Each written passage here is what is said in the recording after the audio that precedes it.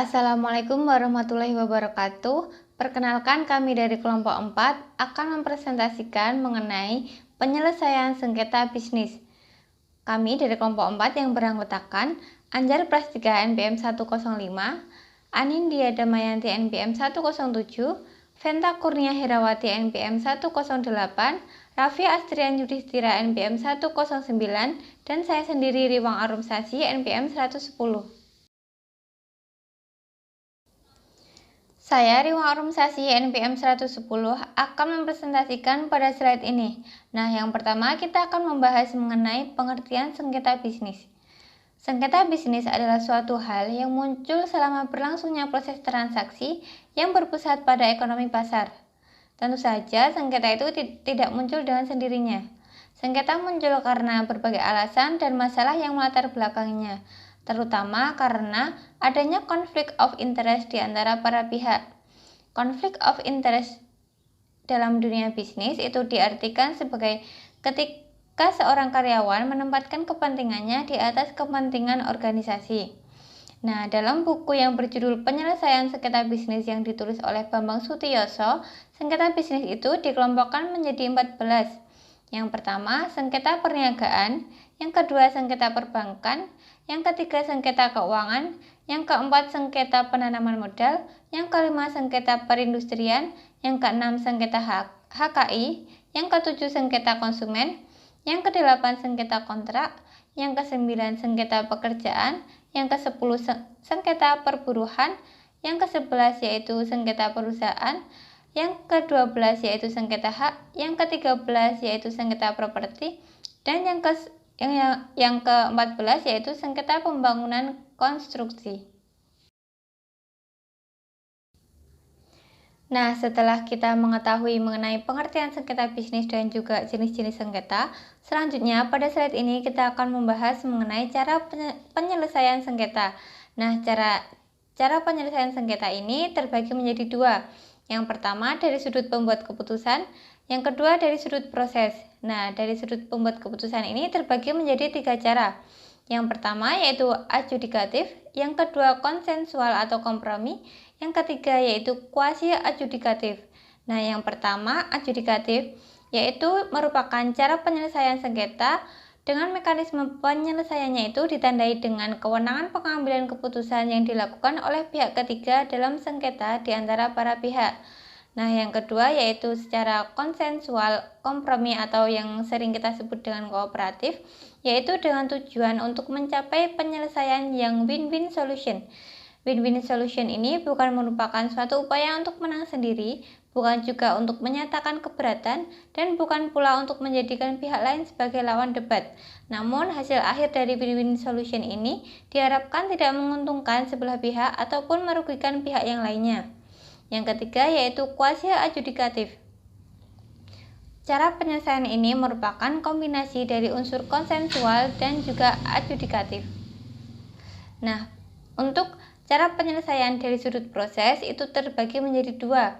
Yang pertama yaitu litigasi, yang kedua non-litigasi. Nah, litigasi ini merupakan mekanisme penyelesaian sengketa melalui jalur pengadilan dengan menggunakan pendekatan hukum formal yang berlaku. Dan yang kedua yaitu non-litigasi, yaitu merupakan mekanisme penyelesaian sengketa di luar jalur pengadilan dan tidak menggunakan pendekatan hukum formal. Selanjutnya, pada slide ini kita akan membahas mengenai lembaga penyelesaian sengketa bisnis yang ada di Indonesia, yaitu ada 4. Yang pertama, pengadilan umum, yang kedua, pengadilan niaga, yang ketiga, arbitrase, dan yang keempat yaitu penyelesaian sengketa melalui negosiasi, mediasi, konsultasi, konsiliasi, dan penilaian ahli. Nah, untuk keempat lembaga ini nantinya akan dibahas lebih rinci pada slide berikutnya. Selanjutnya, pada slide ini kita akan membahas mengenai pengadilan umum dan pengadilan niaga. Nah, yang pertama yaitu pengadilan umum. Pengadilan umum merupakan lembaga pelaksana kekuasaan kehakiman di Indonesia. Menurut Undang-Undang Nomor 2 Tahun 1986, yaitu pada pasal 50 tentang peradilan umum, dinyatakan bahwa pengadilan negeri bertugas dan berwenang memeriksa, mengadili, memutus, dan menyelesaikan perkara pidana dan perkara perdata di tingkat pertama. Nah, berdasarkan isi dari pasal tersebut, dapat dikatakan bahwa pengadilan negeri berwenang dalam memeriksa sengketa bisnis. Lebih lanjut, terkait karakteristik dari pengadilan umum, yaitu antara lain, yang pertama, prosesnya itu sangat formal. Yang kedua, keputusan dibuat oleh pihak ketiga yang ditunjuk oleh negara atau majelis hakim. Yang ketiga, yaitu para pihak tidak terlibat dalam pembuatan keputusan. Yang keempat, yaitu isi keputusannya itu adalah win-loss solution. Yang kelima, yaitu sifat keputusannya itu bersifat memaksa dan mengikat. Yang keenam, yaitu orientasi pada fakta hukum, yaitu fact orientation atau mencari pihak yang bersalah. Yang ketujuh, yaitu fokus pada masa lampau atau past focus. Dan yang kedelapan, yaitu proses persidangan itu bersifat terbuka. Selanjutnya yaitu mengenai pengadilan niaga. Nah, pengadilan niaga ini merupakan pengadilan khusus yang berada di lingkungan pengadilan umum yang mempunyai kompetensi untuk memeriksa dan memutus permohonan pernyataan pelit dan penundaan kewajiban pembayaran utang atau PKPU, serta sengketa hak kekayaan intelektual atau HKI yang meliputi hak cipta, merek, dan paten. Kemudian untuk karakteristik dari pengadilan niaga, yaitu yang pertama, prosesnya itu sangat formal. Yang kedua, keputusannya itu dibuat oleh pihak ketiga yang ditunjuk oleh negara, yaitu majelis hakim. Yang ketiga, yaitu para pihak tidak terlibat dalam pembuatan keputusan. Yang keempat, yaitu keputusannya itu bersifat memaksa dan mengikat. Yang kelima, yaitu orientasi pada fakta hukum atau fact orientation, yaitu mencari pihak yang bersalah. Yang keenam, yaitu proses persidangannya itu bersifat terbuka. Dan karakteristik yang ketujuh, yaitu waktunya itu singkat. Selanjutnya, perkenalkan, nama saya Raffi Astrian Yudhistira, NPM 109 akan melanjutkan presentasi dari teman saya sebelumnya. Nah, jika sebelumnya kita sudah membahas mengenai dua lembaga penyelesaian sengketa bisnis di Indonesia, selanjutnya saya akan menjelaskan lembaga ketiga yang berperan untuk menyelesaikan sengketa bisnis di Indonesia yang bernama arbitrase. Dasar hukum dari arbitrase sendiri, nah untuk menyelesaikan sengketa di dalam urusan bisnis, tidak hanya dapat dilakukan melalui litigasi di lembaga peradilan, tetapi juga dapat dilakukan dengan cara arbitrase dan juga alternatif penyelesaian sengketa sebagaimana diatur dalam Undang-Undang Nomor 30 Tahun 1999 tentang arbitrase dan alternatif penyelesaian sengketa.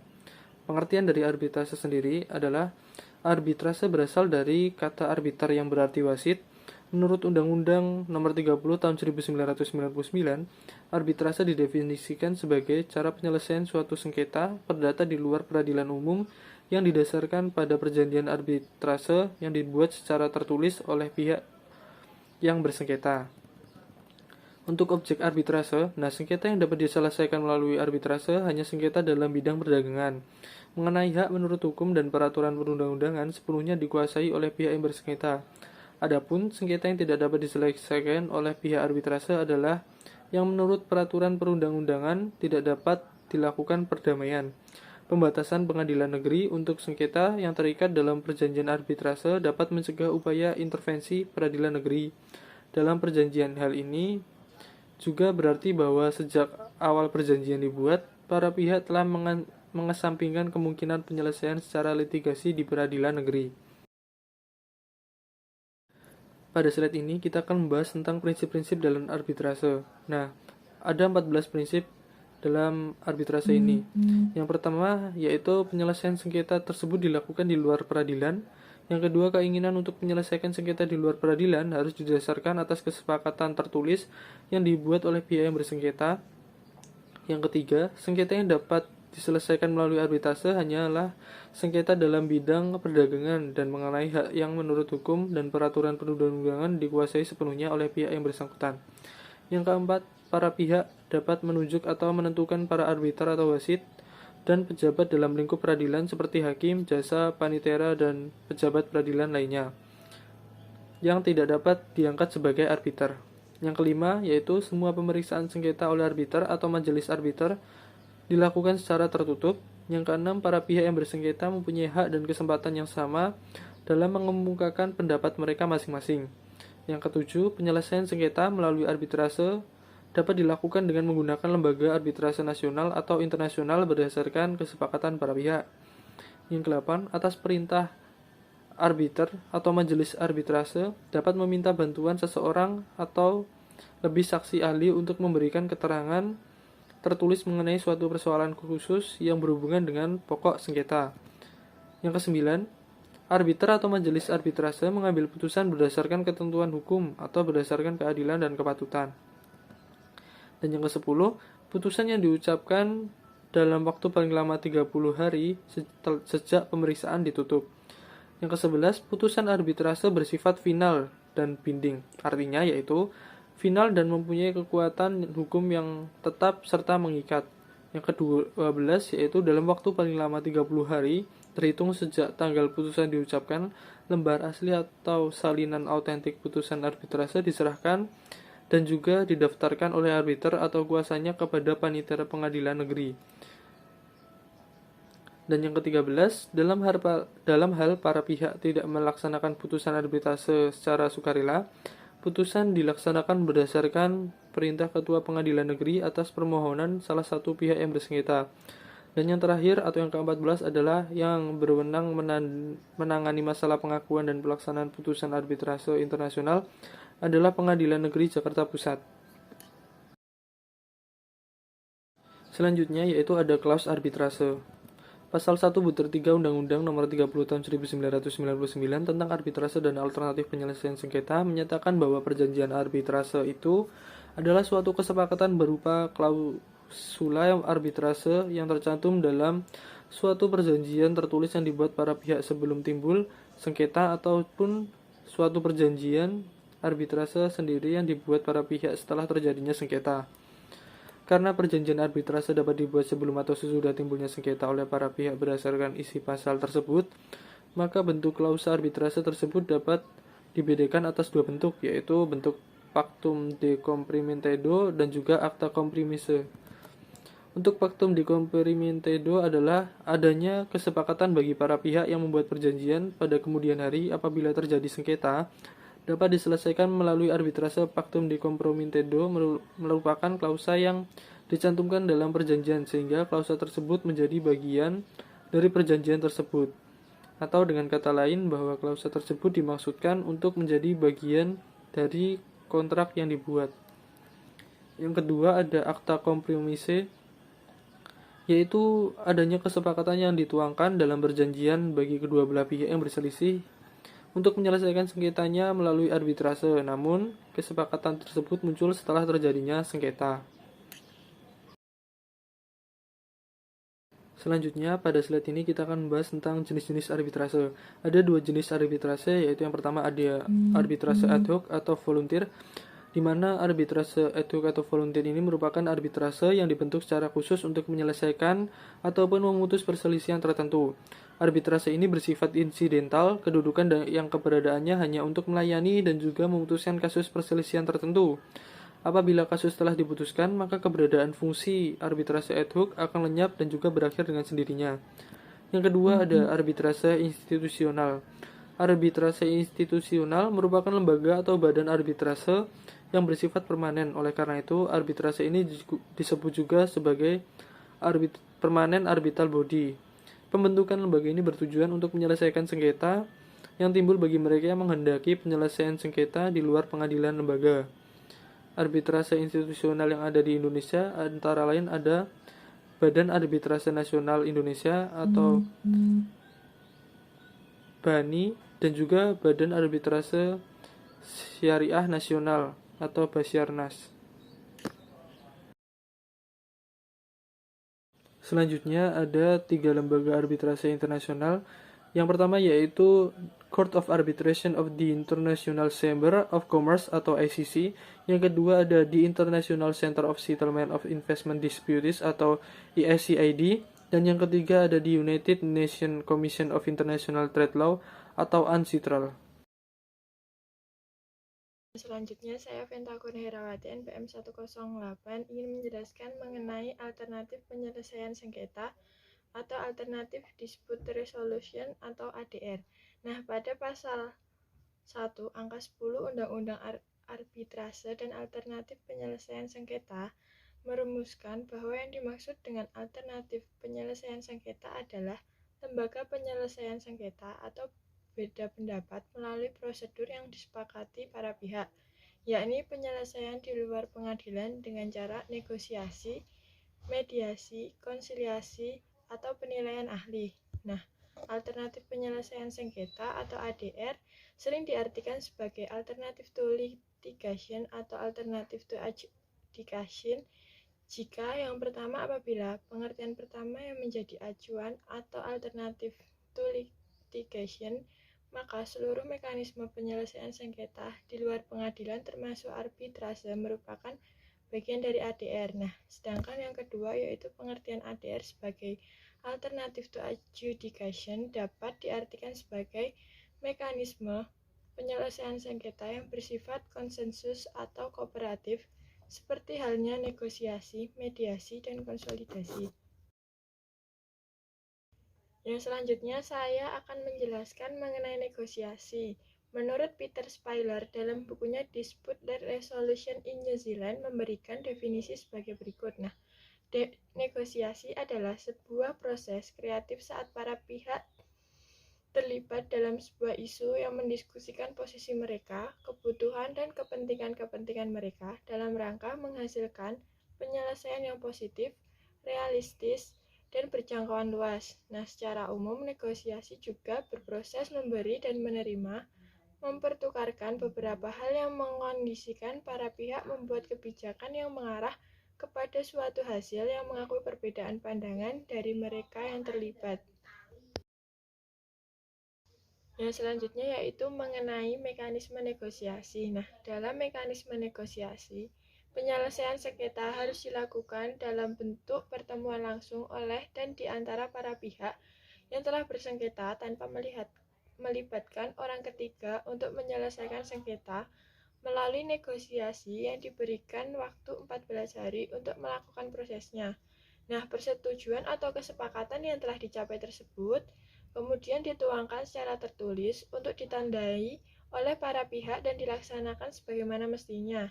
Nah, kemudian kesepakatan tertulis bersifat final dan mengikat bagi para kesepakatan tertulis tersebut menurut ketentuan pasal 6 ayat 7 Undang-Undang Nomor 30 Tahun 1999 tentang arbitrase dan alternatif penyelesaian sengketa wajib didaftarkan di pengadilan negeri dalam jangka waktu 30 hari terhitung sejak tanggal dicapainya kesepakatan.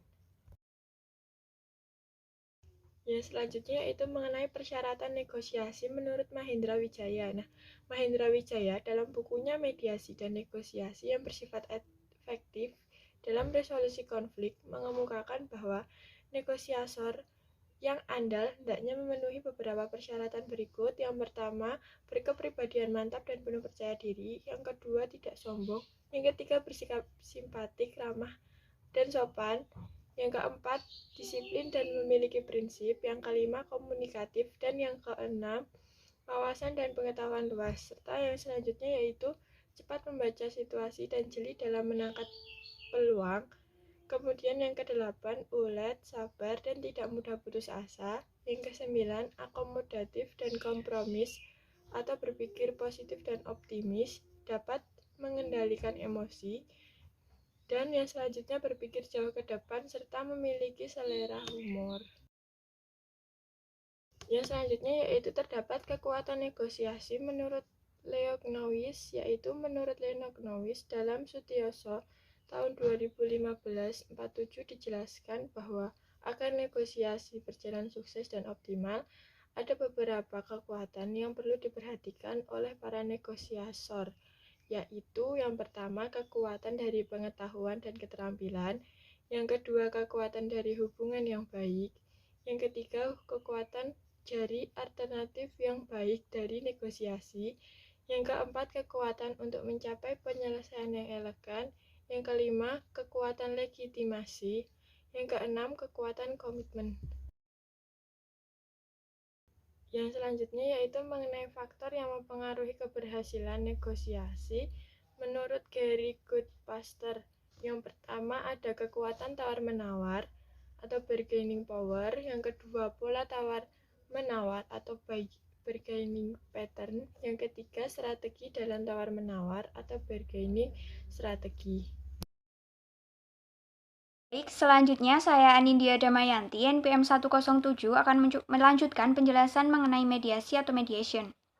Sebenarnya, Undang-Undang Nomor 30 Tahun 1999 tentang arbitrase dan alternatif penyelesaian sengketa tidak mendefinisikan mengenai mediasi, karena memang tidak mudah untuk memberikan definisi mengenai mediasi yang dapat dengan tepat menggambarkan dan membedakan mediasi dengan mekanisme penyelesaian sengketa lainnya. Namun di sini ada beberapa ilmuwan atau para pakar yang mencoba untuk mendefinisikan terkait mediasi. Ada 4 yang akan saya paparkan nantinya. Untuk yang pertama itu ada dari Lawrence Bowl yang mendefinisikan dalam bukunya Mediation Principle Process Practice terkait mediasi. Jadi mediasi itu didefinisikan sebagai sebuah proses pembuatan keputusan dari para pihak yang bersengketa dengan dibantu oleh seorang pihak ketiga, yaitu mediator yang berusaha meningkatkan proses pembuatan keputusan dan membantu para pihak dalam mencapai sebuah hasil yang disetujui oleh para pihak. Untuk yang kedua itu dari Forberg and Taylor. Jadi mendefinisikan mediasi sebagai sebuah proses saat para pihak bersama dengan seorang atau beberapa orang pihak ketiga yang netral yang membantu secara sistematis menentukan masalah-masalah yang dipersengketakan dalam rangka membangun pilihan-pilihan, mempertimbangkan alternatif-alternatif dalam mencapai suatu persetujuan penyelesaian yang menampung keinginan-keinginan mereka. Untuk definisi ketiga itu dari Mark A. Roszkowski yang mendefinisikan mediasi yaitu sebuah proses yang relatif informal saat pihak ketiga yaitu mediator membantu untuk menyelesaikan sengketa. Oleh karena itu, dalam banyak hal, mediasi dapat dianggap sebagai negosiasi yang terstruktur ketika mediator memfasilitasi proses tersebut. Untuk definisi yang keempat itu dalam Black Law Dictionary mendefinisikan sebuah mediasi sebagai proses penyelesaian sengketa secara pribadi informal saat pihak ketiga itu yang netral yaitu mediator membantu para pihak yang bersengketa untuk mencapai kesepakatan. Mediator tidak mempunyai kewenangan untuk menetapkan keputusan untuk para pihak. Baik, pada slide selanjutnya ini adalah sebuah kesimpulan dari beberapa definisi mengenai mediasi yang telah dijelaskan pada slide sebelumnya tadi. Jadi pada prinsipnya mediasi adalah salah satu mekanisme penyelesaian sengketa di luar pengadilan atau out of court settlement melalui perundingan yang melibatkan pihak ketiga yang bersifat netral dan tidak memihak. Nah, pihak ketiga ini dinamakan mediator yang bertugas untuk membantu para pihak yang bersengketa dalam mengidentifikasi isu-isu yang dipersengketakan guna mencapai kesepakatan. Dalam menjalankan fungsinya, mediator itu tidak mempunyai kewenangan untuk membuat keputusan.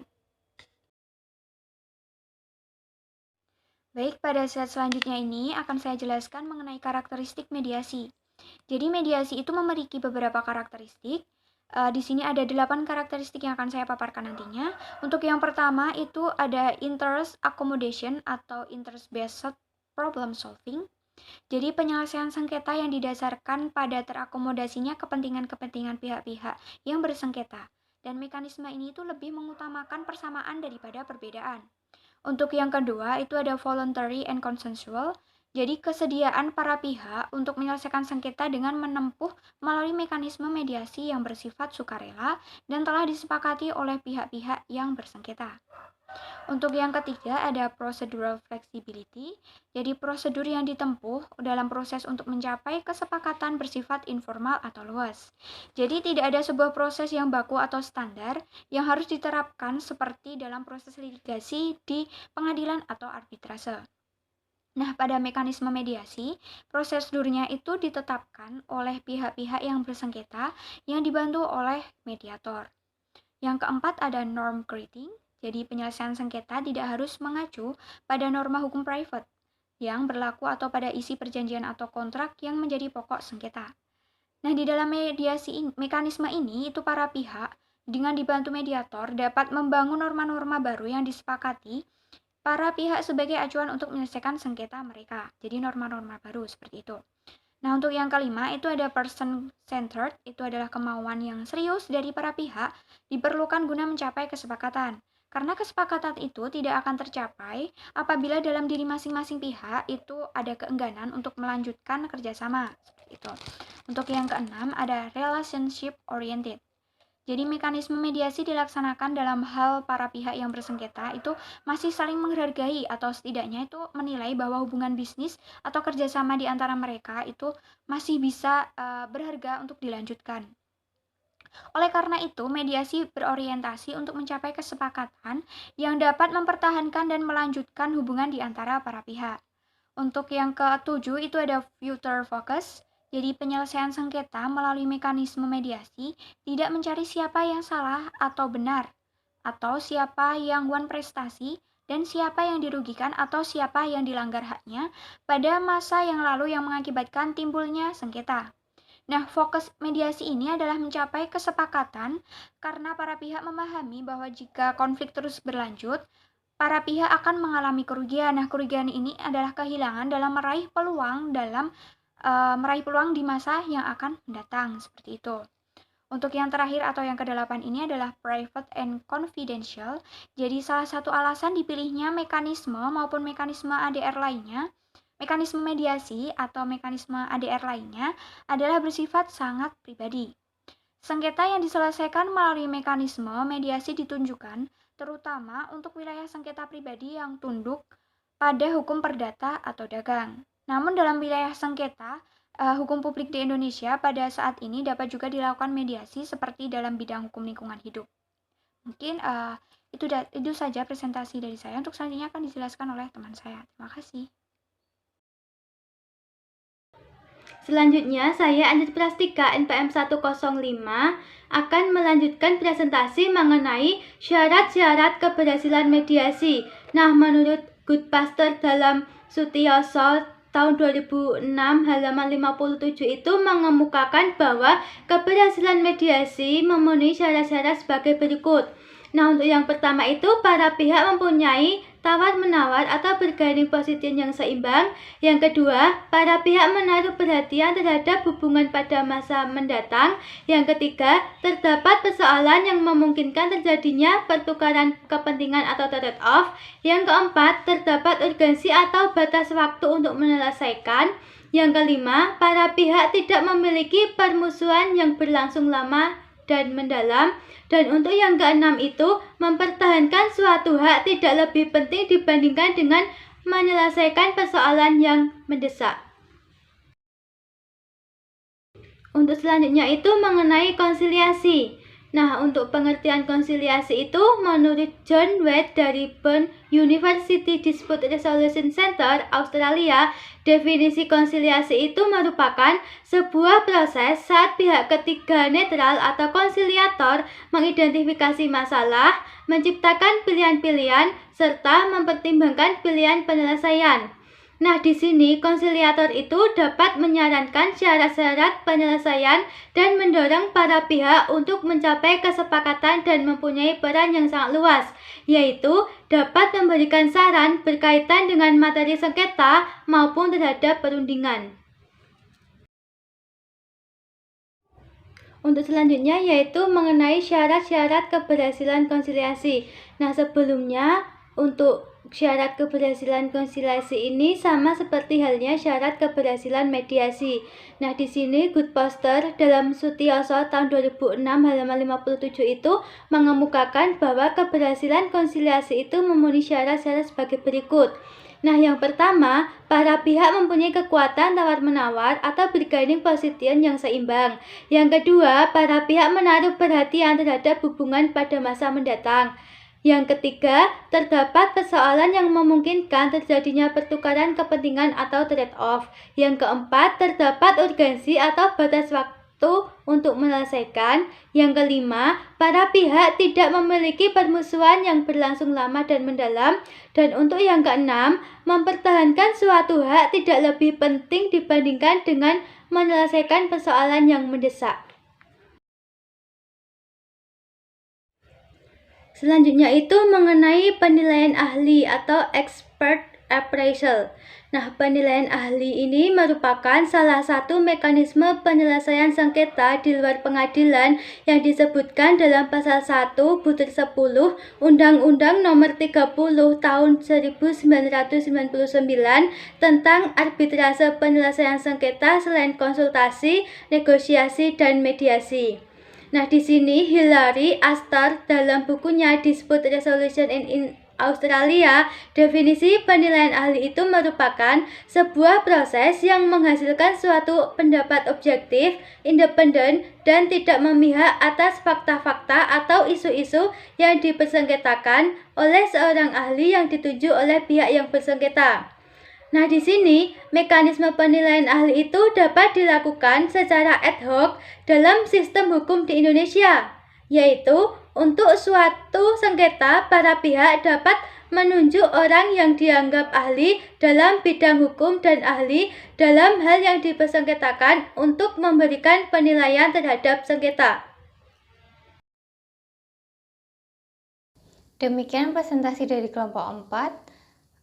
Untuk pertanyaan, nanti teman-teman bisa mengetikkan pada WA Group. Sekian dari kami. Apabila banyak kurangnya kami mohon maaf. Terima kasih. Wassalamualaikum warahmatullahi wabarakatuh.